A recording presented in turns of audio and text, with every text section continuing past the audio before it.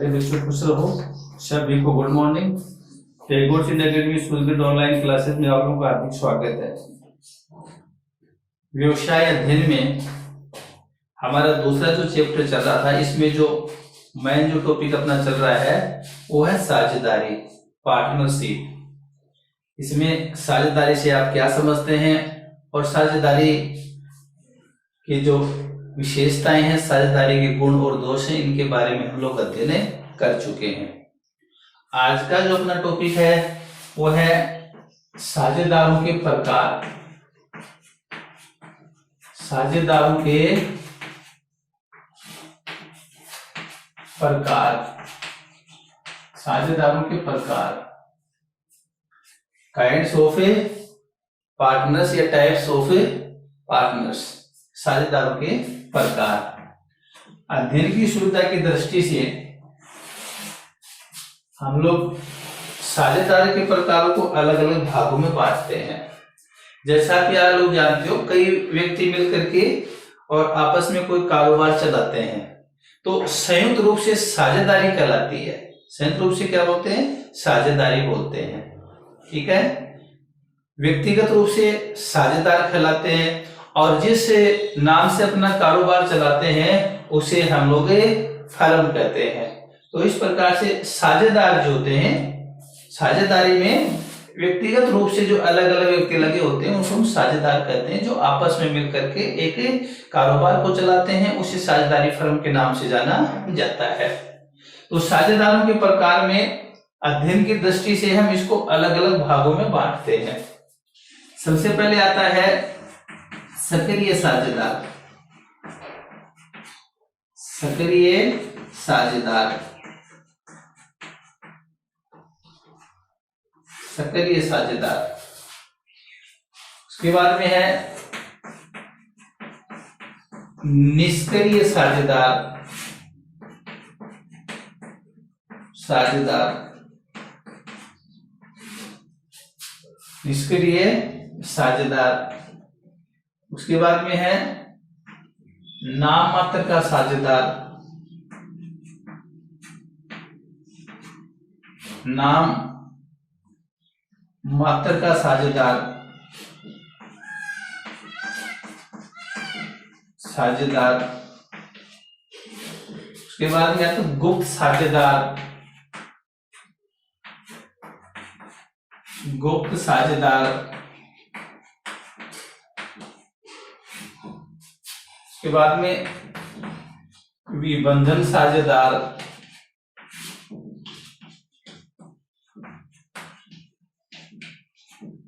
और छठा जो आता है वो आता है प्रतिनिधि साझेदार। प्रतिनिधि साझेदार। ठीक है। ये है साझेदारों के प्रकार। साझेदारों के प्रकार में सबसे पहले आता है सक्रिय साझेदार, दूसरा आता है निष्क्रिय साझेदार, तीसरा नाम मात्र का साझेदार, चौथा गुप्त साझेदार, पांचवा विबंधन साझेदार और छठा आता है प्रतिनिधि साझेदार। इस प्रकार से साझेदार के जो प्रकार हैं उस हिसाब से हम साझेदार जो हैं उनको 6 भागों में उनको बांटा जाता है। कितने भागों में बांटेंगे? 6 भागों में बांटेंगे। सबसे पहले जो इसमें आता है वो आता है सक्रिय साझेदार। साझेदारों के प्रकारों में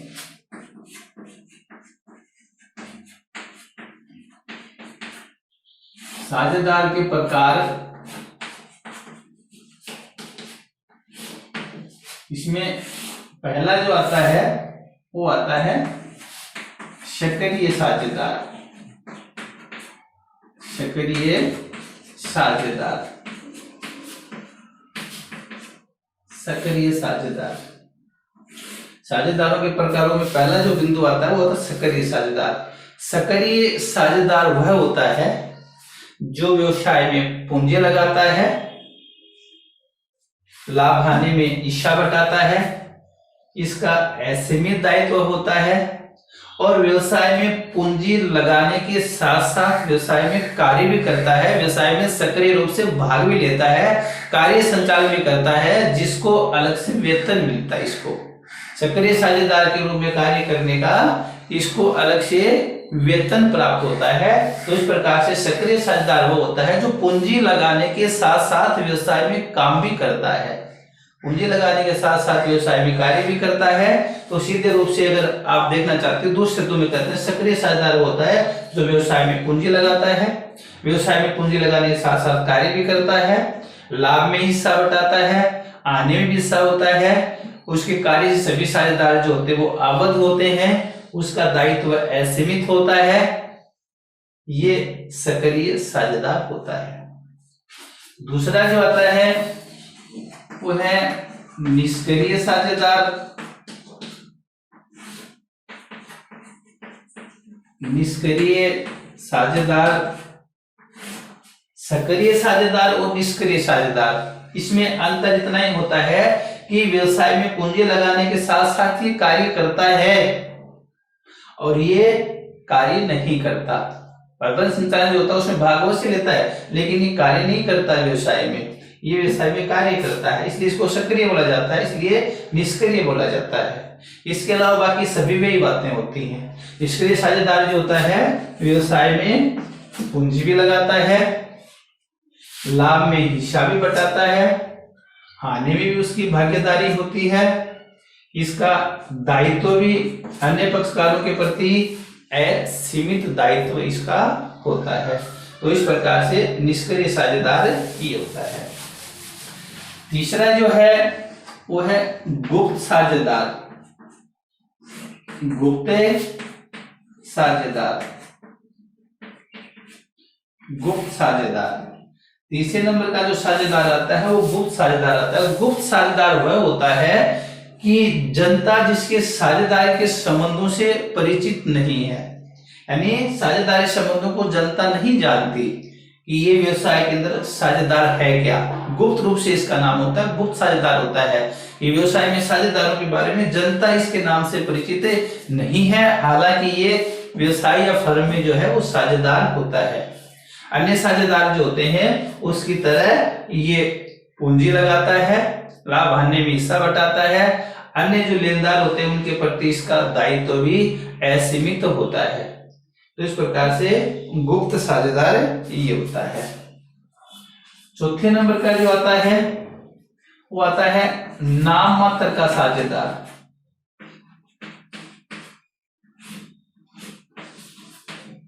नाम मात्र का साझेदार, नाम मात्र का साझेदार, नाम मात्र का साझेदार वह होता है जिसका फर्म में केवल नाम चलता है। नाम मात्र का साझेदार वह होता है जिसका फर्म में केवल नाम चलता है, ठीक है, पूंजी नहीं लगाता। अगर पूंजी नहीं लगाता तो लाभ आने में भी इसकी हिस्सेदारी नहीं होती, ठीक है। नाम मात्र का साझेदार व्यवसाय में केवल नाम का प्रयोग होता है, पूंजी भी नहीं लगाता, लाभ आने में हिस्सा भी नहीं बटाता, लेकिन बाह्य जो लेनदार होते हैं व्यवसाय के दायित्व को चुकाने के लिए ये भी उत्तरदायी माना जाता है, इसका दायित्व जो होता है वो असीमित माना जाता है। नाम मात्र का साझेदार होता है, कई लोग इसके नाम को देख करके व्यवसाय में लेन देन कर लेते हैं, उनके लिए इसको उत्तरदायी ठहराया जाएगा और इसको उत्तरदायी माना जाएगा, इसलिए नाम का प्रयोग होता है। पांचवा जो आता है विबंधन साझेदार। विबंधन साझेदार, विबंधन साझेदार वह होता है जो अपनी पहल आचरण तथा कार्य के द्वारा ही यह प्रकट करता है कि वह साझेदार है। व्यवसाय में अपनी पहल आचरण जो है उसके आधार पे यह प्रकट करता है कि वह साझेदार है, लेकिन वास्तव में वह साझेदार नहीं है।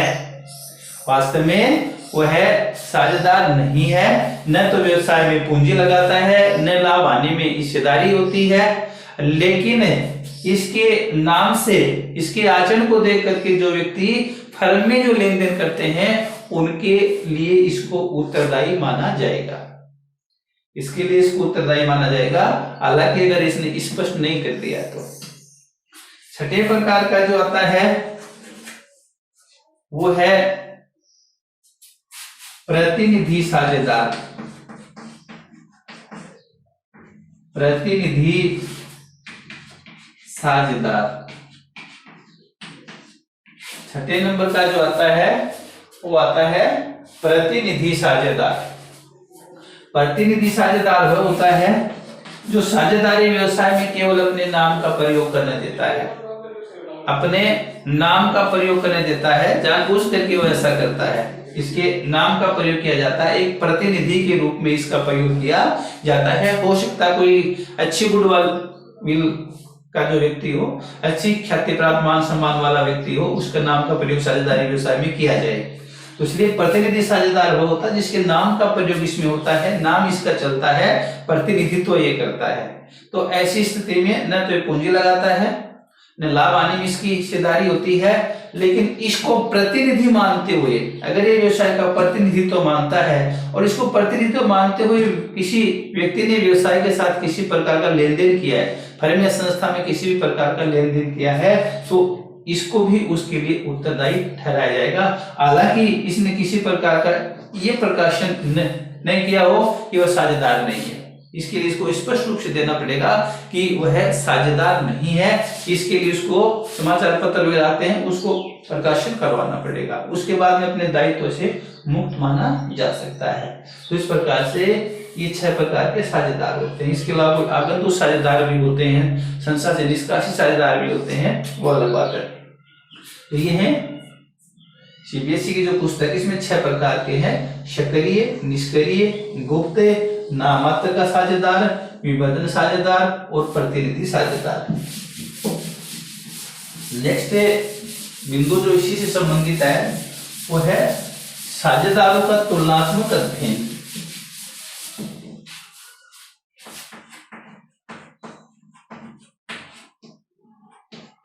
साझेदारों का तुलनात्मक अध्ययन। साझेदारों का तुलनात्मक अध्ययन हम लोग करेंगे। सबसे पहले आते हैं साझेदारों के प्रकार। साझेदारों के प्रकार में सक्रिय साझेदार,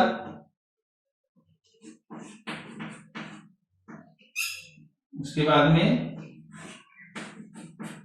निष्क्रिय साझेदार,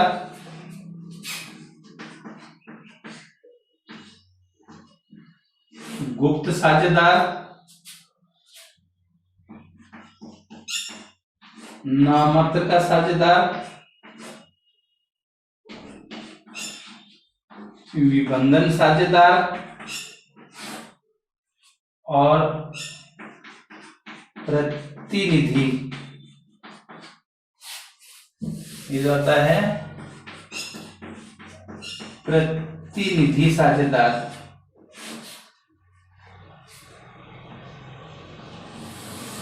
साझेदारों के प्रकार, ठीक है, साझेदारों के प्रकार जो पहले में आते हैं। दूसरे आते हैं पूंजी का योगदान। पूंजी का योगदान, पूंजी का योगदान, ये दूसरा बिंदु इसका आता है। तीसरा है प्रबंध। चौथा लाभ हानि में हिस्सेदारी। लाभ हानि में हिस्सेदारी। और पांचवा जो आता है वो आता है कौन कौन सी देनदारियां हैं उनके बारे में हम लोग पढ़ेंगे। ये है देनदारी। देनदारी, तो ये इसमें पढ़ेंगे।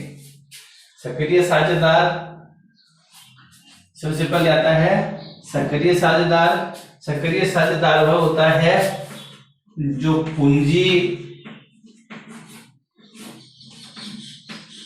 लगाता है। सक्रिय साझेदार पूंजी लगाता है, ये भी पूंजी लगाता है,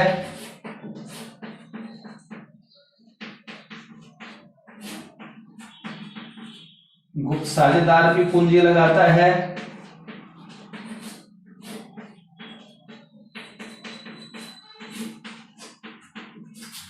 नाममात्र का साझेदार पूंजी नहीं लगाता, निबंधन साझेदार भी पूंजी नहीं लगाता, और ये भी पूंजी नहीं लगाता।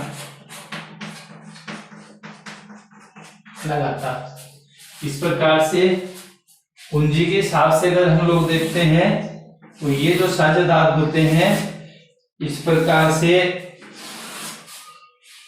ये जो साझेदार जो होते हैं, इसमें तीन जो साझेदार जो होते हैं, सक्रिय साझेदार, निष्क्रिय साझेदार और गुप्त साझेदार, ये तीनों फर्म में पूंजी लगाते हैं।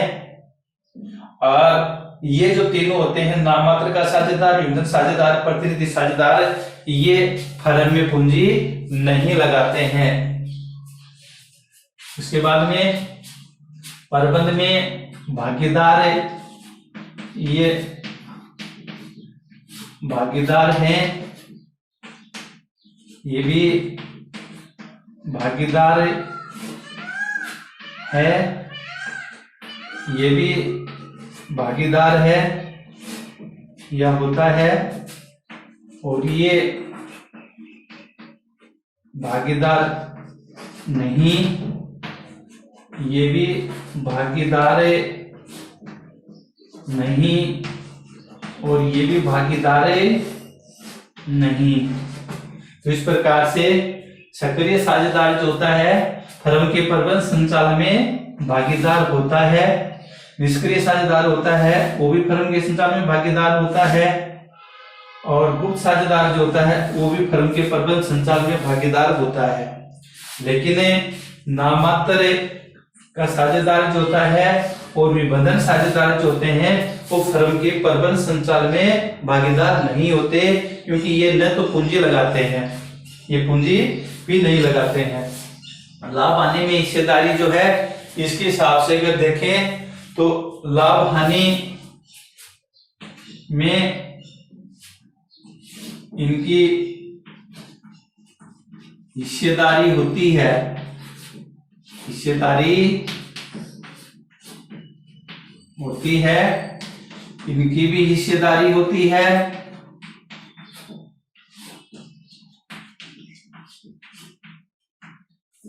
इसकी भी हिस्सेदारी होती है,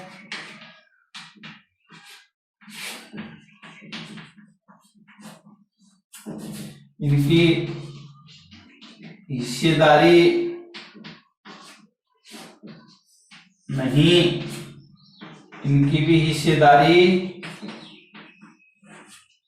नहीं होती, और इसकी भी हिस्सेदारी नहीं होती। इस प्रकार से सक्रिय साझेदार जो है उसकी लाभ हानि में हिस्सेदारी होती है, निष्क्रिय साझेदार की भी लाभ हानि में हिस्सेदारी होती है, गुप्त साझेदार की भी लाभ हानि में हिस्सेदारी होती है। नाममात्र, विबंधन व प्रतिनिधि साझेदार जो होते हैं इनकी हिस्सेदारी नहीं होती है।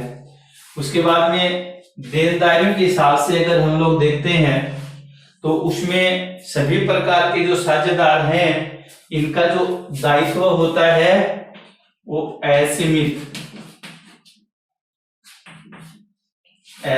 दायित्व है, इसका भी असीमित दायित्व है,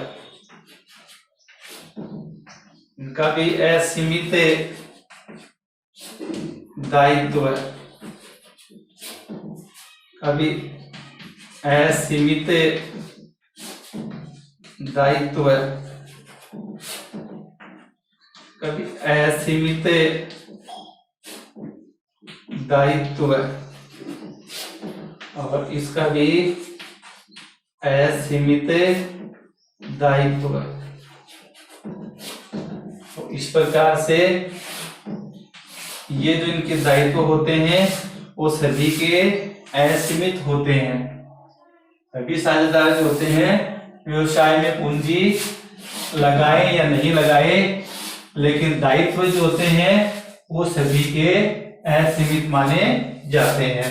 तो इस प्रकार से ये जो टेबल है इसके आधार पे हम लोग ये अनुमान लगा सकते हैं कि साझेदार किस प्रकार से होते हैं। साझेदारों का जो तुलनात्मक अध्ययन है वो हम लोगों ने किया है। व्यवसाय के अंदर जो साझेदार जो हैं इनके जो प्रकार हैं इनको हम लोगों ने 6 भागों में बांटा है। साझेदारों के जो प्रकार हैं इनको 6 भागों में सक्रिय, निष्क्रिय, गुप्त, नाममात्र, विबंधन और प्रतिनिधि साझेदार। ठीक है, ये साझेदार जो होते हैं, सक्रिय साझेदार पूंजी लगाता है, प्रबंध संचालन में भागीदार होता है, लाभ आने में हिस्सा बंटवाता है और देनदारों के लिए असीमित दायित्व होता है, पूर्ण जिम्मेदारी होती है। निष्क्रिय साझेदार पूंजी लगाता है, प्रबंध में भागीदार भी होता है, हिस्सेदारी भी होती है, असीमित दायित्व होता है।